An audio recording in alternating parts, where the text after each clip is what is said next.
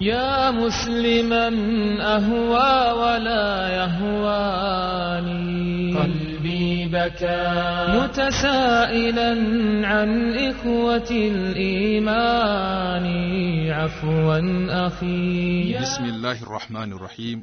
Dukan yabo ya tabbata ga Allah subhanahu wa ta'ala, muna gode masa, muna neman agajinsa da gudunmawarsa da taimakonsa, wanda Allah ta'ala ya shiryar da shi babu mai ɓatar da shi, wanda Allah ta'ala ya ɓatar da shi babu mai shiryawa a gare shi.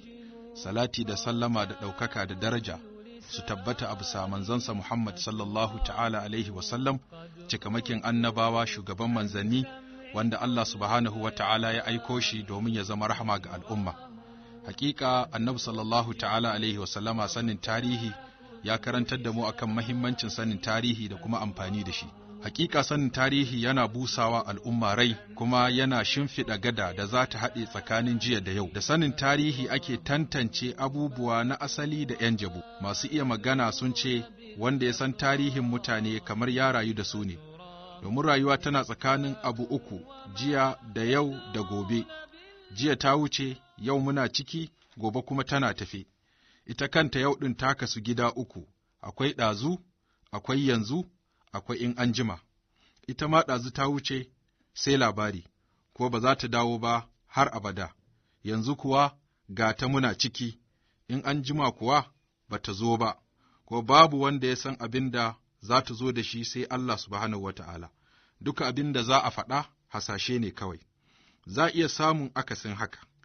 Akwai izina da la'akari da lura mai yawa daga abin da ya wuce na tarihi, don haka dukkan al'ummar da ba ta karanta tarihin magabatanta dole ne ta shiga cikin ruɗu da hargowa da ɓatan kai, a ƙarshe ta rasa inda ta fito da inda take da kuma inda ta dosa.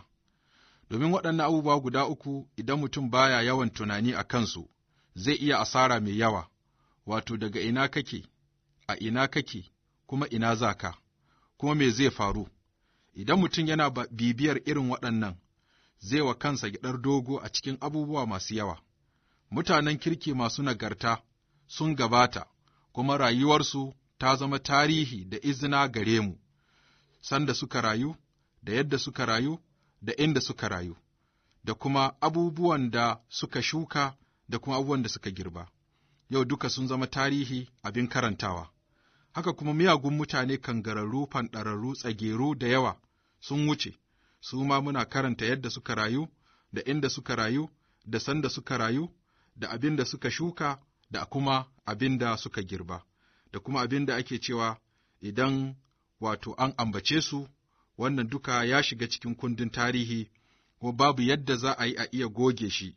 Don haka malamai suke cewa at-tarikh la yarham, ma'ana tarihi baya tausayi, duk yadda kai haka zai faɗa, yadda kuma ka aikata haka za ka gani. Don haka malaman tarihi sun kasa shi gida-gida, daga ciki akwai tarihin duniya ita kanta, da kuma abin da ta ƙunsa na halittu daban-daban, na ruwa da na tudu, masu motsi da daskararru, ɗanyu da busassu, manya da ƙanana, da yanayin rayuwarsu, da mutuwarsu, da amfaninsu, da cutarsu, da canje-canje tsakanin yanayi na bazara da rani da zafi da damuna, da kashe-kashen ɓangarorin duniya, da yanayin rayuwa a kan kowane ɓangare, da kuma tarihin birane, da garuruwa, da dauloli masu rai, da waɗanda suka wuce, wato sun riga sun zama kwafai, da kuma tarihin rayuwar jama'a, da ƙabilu, da halayyar zamantakewa tsakaninsu, da cuɗanya, da tsarin gudanar da mulki,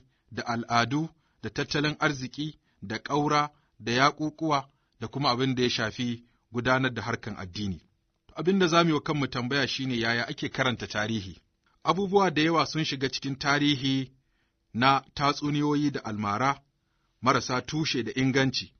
Wannan ya sa dukkan mai sha'awar karanta tarihi sai ya yi taka tsantsan wajen tantance da kuma ware tsakanin tsakuwa da tsaba a lokacin da ya ɗauki littafi yana son ya karanta na tarihi.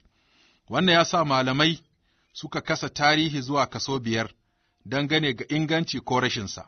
Kaso na ɗaya shi ne labarin da aka tabbatar da ingancinsa, saboda wasu tabbatattun dalilai da alamomi da suke tabbatar da gaskiyarsa har aka gamsu cewa haka yake kuma ya faru ko zai faru ba tare da shakka ko kokwanto ba, a kan kansa shi labarin ko kuma daga wanda ya bayar da shi a shar'ance ko a hankalce.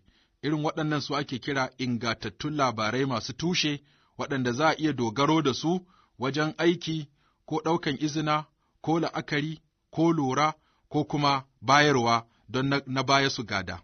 Kaso na biyu shine labarin da aka tabbatar da ƙaryarsa da rashin faruwarsa a gaba ko a baya, saboda wasu dalilai na ciki ko na waje, a shar'ance ko a hankalce, da suke tabbatar da ƙaryarsa, cewa wannan labari ne kawai ta zo mu ji ta, kamar labarin Iwaja.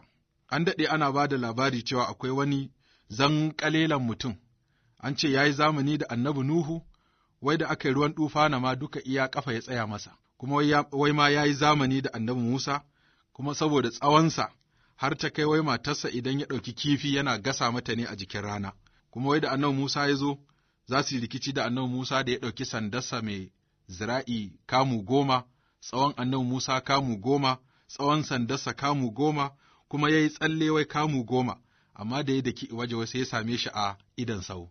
Wannan labari ta zo mu ji ta ne kawai, amma ba yadda za a yi tunda ana faɗa ana karantawa. Haka akwai labari da ake cewa Abdurrahman bin Auf, ɗaya daga cikin manyan sahabban Annabi sallallahu alaihi wasallam, cewa wai kowa zai shiga aljanna da ƙafarsa, amma shi wannan sahabi wai da rarrafe zai shiga aljanna. Malaman tarihi suka ce wannan kissa ba ta da tushe, ba ta da asali, kuma ma ba ta inganta ba, amma haka ake bayar da ita. Haka nan ana ba da kissa akan wani sahabi da ake kiransa Sa'alaba. Wannan sahabi kissarsa ta shahara a cikin littafan tafsiri, kuma ana karantawa cewa wani sahabi ya zo ya samu Annabi sallallahu alaihi wasallam, ya ce talauci ya masa yawa, don haka yana roƙo manzon Allah sallallahu alaihi wasallam ya yi masa addu'a, tunda addu'arsa zartacciya ce, karɓaɓɓiya ce a wajen Allah subhanahu wa ta'ala. Da haka Annabi ya masa addu'a, ya samu dukiya, har ta kai ma saboda yawan dukiyarsa da awaki da tumaki, ya ma zama ba zai iya zama a cikin gari ba, ya koma bayan gari. Wai da ayar zakka ta sauka, sai Annabi sallallahu alaihi wasallama ya tura sahabbai ya ce su karanta masa wannan aya, kuma su karɓo zakka daga gare shi. Amma da suka je, sai kangare ya tawaye ya ce ba zai ba da zakkar ba, a ƙarshe wai ya dinga gunaguni, har ma Allah subhanahu wata'ala ya ce wa Annabi kan ma ya karɓi zakkarsa. Saboda haka ya kawo wa Annabi daga baya ya ƙi karɓa, ya kawo lokacin Sayyidina Abubakar ya ƙi karɓa, ya kawo lokacin Sayyidina Umar, haka dai aka yi ta ba da wannan kissa, wanda akan kawo ta a cikin tafsirin wa minhum man ahada Allah a cikin suratu Tauba. Amma wannan kissa malamai sun tabbatar da cewa ba ta da tushe, ba ta da inganci. Idan a tsorata mutane aka ƙirƙire ta, to shi sahabin da aka jingina kissa zuwa gare shi yana cikin manyan sahabban Annabi sallallahu alaihi wasallam, wanda suka yi yaƙin Badar, suka yi yaƙin Uhud, sannan kuma yana daga cikin manyan sahabban Annabi sallallahu alaihi wasallam wanda suka samu gafara tun kafin su bar duniya.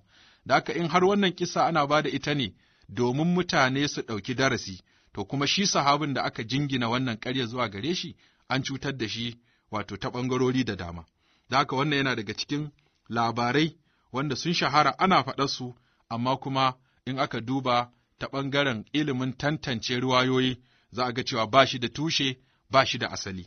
Haka nan akwai kissa da ake bayarwa dangane ga maganan annabi, wato annabi Dauda, cewa annabi Dauda ya ga matar wani daga cikin wato sojojin yaƙinsa, har ma ake cewa ya tura shi kwamandan wannan yaƙi cewa an tashi yaƙi a sa shi a gaba, da niyan kawai in an kashe shi, shi kuma sai ya auri matarsa. To wannan kisa an ta ba da ita tana nan ta shahara a cikin littattafan tarihi, to amma ko malamai suka ce ba ta da asali, ba ta da tushe, kuma har akan jingina wata kissa da ta zo a cikin suratu Sad game da wannan wato qadiyya, shine kissan shigowar mala'iku gurinsa lokacin da ya keɓance kansa a wani guri, baya sauraron mutane, yakan ba da lokacin da zai saurari jama'a da kuma lokacin da zai keɓance shi a kan kansa yana bautawa Allah subhanahu wata'ala. To sai Allah ya nuna masa a matsayinsa na shugaba, bai kamata ya zama yana da wani lokaci nasa na musamman ba, ya kamata ya dinga sauraron jama'a a kowane lokaci. Wannan ya sa Allah ta'ala ya sa mala'iku suka keto masa a lokacin da ba a lokacin sauraron jama'a ba ne, kuma suka kawo masa sigan ƙara cewa ɗan uwana yana da tumaki 99, ni ina da ɗaya, amma yana so ya karɓe nawa ɗayan ya haɗa da nasa 99 shi ya tashi da 100. To anan annabi Dauda bai saurari ɗayan ya ji bayaninsa ba, sai ya ce kawai lalle ya zalunce ka. To wannan abin da ya na gaggawa wanda annabi sallallahu ta'ala alaihi wasallama yake cewa dama wajibi ne ga alƙali kada i yanke hukunci in ya ji daga ɓangare ɗaya har sai ya saurara daga ɗaya ɓangaren. To wannan shi ne kawai abin da Allah subhanahu wata'ala ya nusantar da shi cewa hakan da ya ba haka ya kamata yi ba. Amma aka ɗauko wannan kissa aka ce wata mata ce take wanka, wai shi kenan ya zagaya ya ganta ko kaza, duk wannan labari da ake bawa ba shi da tushe, ba shi da asali. Malamai masu tantance ruwayoyi sun ƙaryata wannan ruwaya domin tana suka ne a bisa babba daga cikin manyan annabawan Allah shine annabi Dauda. Hakanan kissan da ake bayarwa akan annabi Suleiman cewa ainihin ya zo yana kallon faretin dawakai suna yin fareti, ya zo yana kallon wannan fareti har ma ya zama wai bai yi sallar la'asar ba har sai da rana ta faɗi.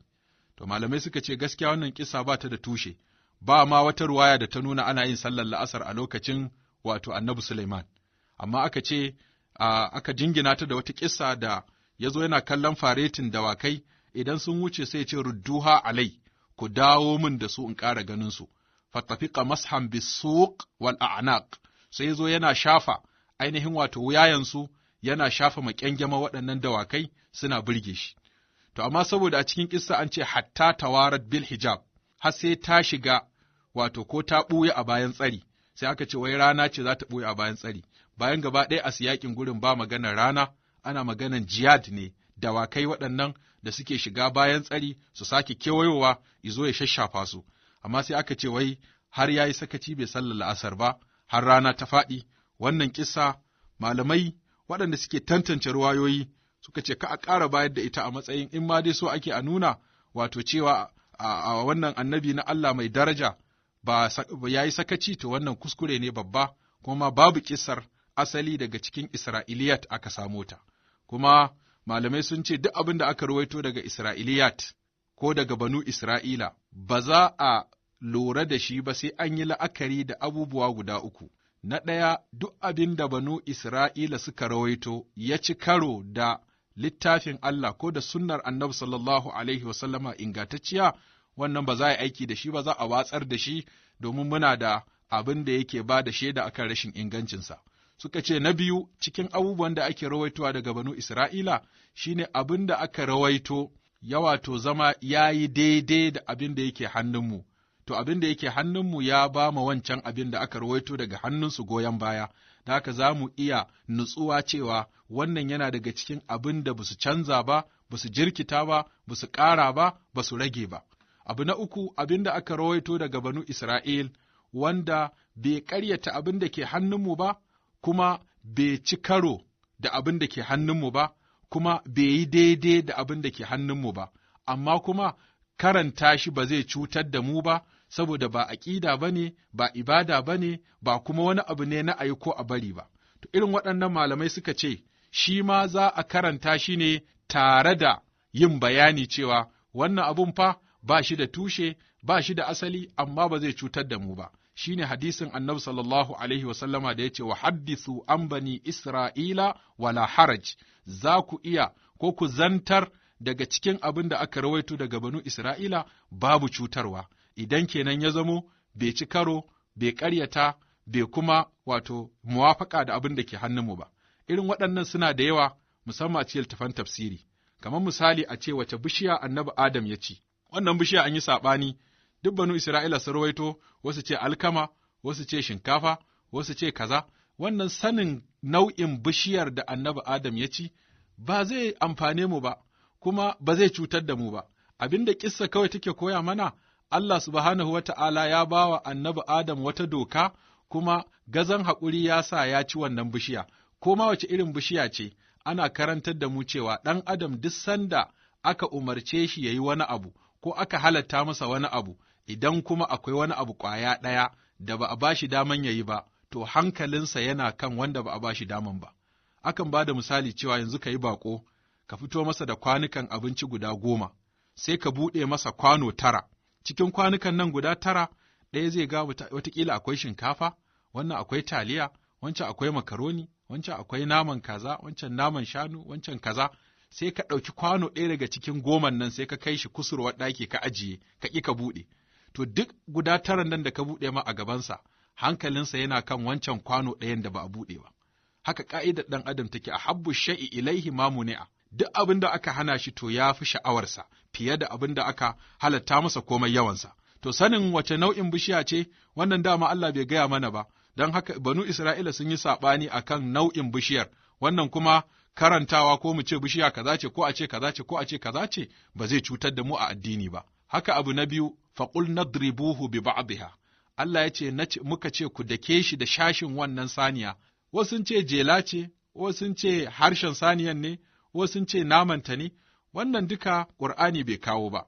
Kuma ko da wanne muka ɗauka a ciki dai ba zai cutar da mu a addini ba, don an rawaito wannan daga banu Isra'ila ba ya shafi aƙida ba ne, wato ba zai cutar ba. Haka nan wato sunayen ashabul kahfi, bai zo a cikin Alƙur'ani ba, bai zo a hadisi ba. Amma banu Isra'ila sun rawaito saɓani a kan sunansu da sunan karensu da ma launin karen, da ma shekarunsa ma karya ce ko kare ne, wannan duka ba zai cutar da mu don mun karanta nasun ba, tare da bayani cewa wannan abun dama mu Ƙur'anin mu so yake ba mu darasi akan rayuwar wannan matasa, ba wai mu san launin karensu ko sunayensu shine muhimmi ba, a'a darasi da za a koya daga cikin rayuwarsu na tagewa da tsayawa tsayin daka akan gaskiya, komai tsanani komai wahala. Haka nan akwai sunayen mata, mun san Alƙur'ani gaba ɗaya matan da suka zo a cikin Alƙur'ani babu wacce Allah ya kama sunanta sai Maryam kawai. Duk ragowar mata sai da a ce wamra'atul aziz, wamra'atan tamlikuhum, wamra'atuhu hammalatal hatab. To waɗannan mata duka da sunansu bai zo Alƙur'ani ba kaf, sai kawai ƙwaya ɗaya ta ce Maryam, wanda Allah ya kama sunanta sau 34 a cikin Alƙur'ani. Amma ragowar mata sukan faɗi sunayensu a cikin wato abin da aka rawaito daga banu Isra'il, kamar wato wamra'atan tamlikuhum ta cikin suratun Namli, sun ce sunanta Bilqis. Shikenan sunanta Bilqis, ko ka yadda sunanta Bilqis ko ba Bilqis ba, ba zai cutar da mu don an kira ta Bilqis ba, kuma ba zai amfanar da mu ba, domin Ƙur'ani ba sunan yake so ya kawo mana ba, a'a darasi yake so ya bamu, don haka bai kawo sunan ba.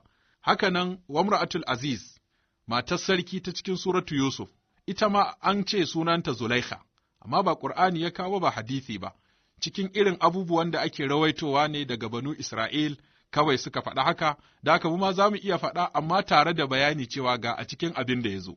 Amma akwai mata guda biyu wanda Ƙur'ani bai ambaci sunansu ba, amma sunansu ya tabbata a cikin ingantattun hadisai na manzon Allah sallallahu Alaihi wasallam. Waɗannan mata, mace ta farko ita ce wato Asiyatu bintu Mazahim. Asiya bintu Mazahim ita ce matar Fir'auna wacce ta yi imani da Allah subhanahu wa ta'ala. Har malamai suna cewa wannan kissa ta matar wato Fir'auna, wanda Fir'auna Allah ya ambaci sunansa a cikin Alƙur'ani sau 74, shi ne kafirin da sunansa ya fi kowanne yawa a cikin Alƙur'ani, kamar yadda annabi Musa shi ne annabin da sunansa ya fi kowanne yawa a cikin Alƙur'ani, don ya zo sama da sau 130. To, amma tare da haka, matarsa kuma mumina ce, kenan Allah subhanahu wa ta'ala yana iya sanya wato mace da miji su zama dukkansu muminai, kamar yadda ya ba mu kissan annabi Zakariya. Annabi Zakariya da matarsa da shi dukkansu nagartattu ne, tunda Allah subhanahu wata'ala ya yaba musu a cikin Alƙur'ani ya ce wa Zakariya iznada rabbahu rabbi la tadharni fardan wa anta khairul warithin fastajabna lahu wa wahabna lahu Yahya wa aslahna lahu zawja. Allah ya ce ya bashi ɗa Yahaya kuma ya inganta masa matarsa ta zamo nagartacciya. Wato ga mijin ga matar dukkansu nagartattu kuma ‘yan aljanna ne. Sannan Allah ya ba mu kissan mace da namiji duk ‘yan wuta, kamar tabbat yada abi lahabin wa tabba. Abi lahab ɗan wuta ne, haka wa mur'atuhu hammalatul hatab ko hammalatul hatab ita ma ‘yar wuta ce. Sannan Allah ya ba mu kissan mazaje ‘yan aljanna matansu ‘yan wuta, kamar kissar annabi Nuhu wanda ya shekara 50 yana wa'azi, amma matarsa bata ji ba. Haka na annabi Lut wanda ya yi wa'azi cikin waɗanda ba su amsa masa ba akwai matarsa, wanda Allah yake cewa illa a juzan, wato sai wata tsohuwa, an ce wannan wato dizga ta aka yi, wulaƙanta ta aka yi, Allah ya ce mata tsohuwa kawai da sauransu, saboda bata ba annabi Lot mijinta ba, wanda ya zo ya karantar da jama'a. Kun ga nan mazajen da annabi Nuhu da annabi Lot suna cikin mursalai, manyan annabawan Allah, amma ga matansu kuma suna cikin ‘yan wuta. Allah ya ce za a ce musu waƙila dakhulan nara ma'ad dakhilin, ku shiga wuta ku waɗannan mata guda biyu tare da masu shiga wuta, zamansu da wannan annaba da suka bai amfane su ba, saboda ba su yi imani ba. Amma kuma ga Fir'auna, ba wani kafiri a duniya da aka yi kamar Fir'auna, sai dai ya bi bayan Fir'auna, amma ba ya wuce shi ba. Domin Fir'auna ta kai ya ce, Ana rabbukumul a'ala, ni ne Allahnku mafi ɗaukaka, mafi girma, in ma kuna da wasu allolin to ni ne a samansu. Sannan ya zo ya ce, Malakun min ilahin gairi, ya zo yanka ’ya'yan jama'a, ya yi ɓarna iri-iri, ya sa aka dinga yanka jarirai, ana haihuwar yaro kamun a yi masa suna Fir'auna ya yanka shi. Amma tare da wannan ɓarna da Fir'auna ya a cikin gidansa sai Allah ya sa aka samu mumina kuma matarsa ce. Har Annabi sallallahu alaihi wasallama yana cewa akwai mata da suka cika 100%. Cikin waɗannan mata akwai Asiyatu bintu Mazahim, wato matar Fir'auna. Wannan sunanta ya zo a hadisi ingantacce. Sai kuma Hawwa, matar Annabi Adam, wanda sunanta ita ma ya zo a cikin hadisi ingantacce. Annabi sallallahu alaihi wasallama ya ce, da ba don Hawwa'u ba, da mace ba za ta ha'inci mijinta ba, kuma da ba don banu Isra'ila ba, da nama ba zai riɓe ba. Wannan yana nan a cikin hadisin Bukhari. To malamai sun yi sharhi, sai mun zo bayani akan Annabi Adam, za mu ji yadda al'amarinsa yake. To amma abin da muke cewa shine akwai abubuwa da dama da suke zuwa waɗanda ba su da tushe, kamar kisan da ake kawa akan Annabi sallallahu alaihi wasallam, wanda Alƙadi Iyad a cikin Ashifa ya ce wannan kisa ta ƙarya ce game da maganarsu da Zainab, wanda ake kawo wa tukhfi fi nafsika wa mallahu mubdihi. Malamai suka ce ba wani magana game da wannan kissa da ake kawowa, kissa ce da ba ta da asali, ba ta da tushe, kuma in mun zo kanta za a yi bayanin rashin tushen nata.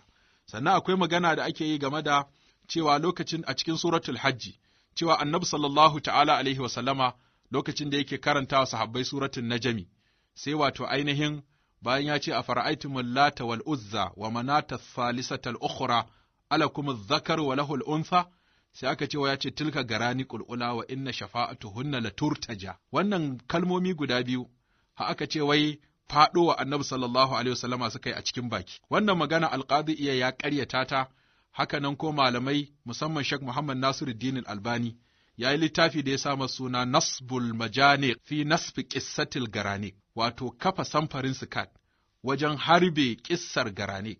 Ma'ana kissar ba ta da tushe, ba ta da asali, ba mata a cikin musulunci gaba ɗaya. Makiya musulunci suka sana'anta ta, suka ƙirƙire ta, suka sawo ta cikin addini domin su haifar mana da ruɗu da hayaniya. Da haka wannan kissa yana daga cikin abin da ake karantawa yau da gobe, amma ba ta da tushe. Haka akwai kissa da ake bayarwa, cewa akwai wani sahabi cikin sahabban Annabi sallallahu alaihi wasallama, wai ya zo zai cika da kalmar shahada, sai kalmar shahada ta ki fitowa daga bakinsa. Sai aka ce to me ya faru? Aka ce wai akwai mahaifiyarsa da ya sabawa. Ayoyin Qur'ani suna nan masu yawa da suka yi mana umarni mu bi iyayenmu, mu kyautata musu, in mun kyautata musu za mu samu nagarta a duniya, za mu samu tsira a lahira. Amma wannan kissa ba sai an ja ta ba, don cin mutunci ne ga sahabban Annabi sallallahu alaihi wasallama in ana jan irin waɗannan kissa da ba su da tushe. Aka ce wai wannan sahabi kalmar shahada ta ki fitowa a bakinsa. Sai da Annabi sallallahu ta'ala alaihi wa alihi wa sallama ya ce a ji a tambayi mahaifiyarsa, ta ce bata yafe ba, to ya ce a haɗa wai itace. Shi Annabi zai ce haɗa itace a ƙona mutum. Ko uwarsa bata yafe ban Annabi ya ce yafe masa, ai zai shiga aljanna. Annabi fa ake magana fa ba wani ba. To sai aka ce tunda bata yafe ba a haɗa itace. Aka haɗa itace, aka zo za a jefa shi, ta ce to a tsaya. Ta fasa kuma yanzu ta yafe. To wannan kissa gaskiya babu ita, ba ta da asali, ba ta da tushe, amma ka ake karanta ta, ana kama wani darasi ake koya daga cikinta, to amma ba ta da tushe. Abin da za mu ce a ƙarshe a wannan kaso na farko, sannan akwai abu na gaba, shi ne kisar da ake bayawa cewa akwai wani ɗan Sayyidina Umar wanda ya je ya aikata zina, kuma aka zo sahabbai suka hana a tsayan masa da haddi. Na san wannan kisa ta shahara, ana yawan jinta kuma ana yawan amfani da ita, kuma har ma ana ganin akwai wani darasi a ciki. Aka ce sahabbai sun hana a tsayan masa da haddi, suka yi ta kuka, wai aka zo aka samu wani mutum gwanin iya bulala, idin ga dankara masa bulala, a ƙarshe kafin a ƙare bulalar ya mutu. To wannan kisa ana kawo ta, mu ba ma san waye ɗan Umar ɗin ba, har wannan kisa ta faru a kansa. Wannan kisa ba ta da tushe, ba ta da asali, kuma dole mu koma kan ingantattun abubuwa waɗanda za mu ɗau darasi a cikinsu, ba na ƙarya ba, ba kuma na hayaniya ba. Haka na akwai kisa da ake bayarwa. To a taƙaice nan za mu tsaya insha Allahu, sai a karo na gaba, a madadin jagoran shirin Umar Sa'idu Tudun Wada, nake cewa assalamu alaikum wa rahmatullahi wa barakatuh.